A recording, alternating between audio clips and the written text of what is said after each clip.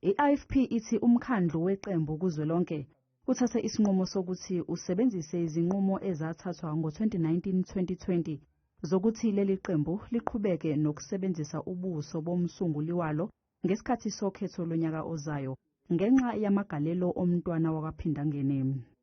Nobody will deny that Prince Mangosuthu Buthelezi is the IFP's strongest brand, the IFP's National Council as the party's highest decision-making body resolved to continue using our founder's face as our brand.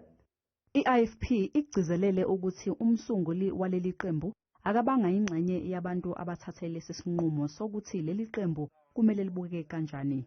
Futhi-ke akakaze abe yingxenye yalezi zingxoxo kusukela adlulisela intambo zokuhola leli qembu kumengameli weqembu ophethe njengamanje uVelenkosini Hlabisa.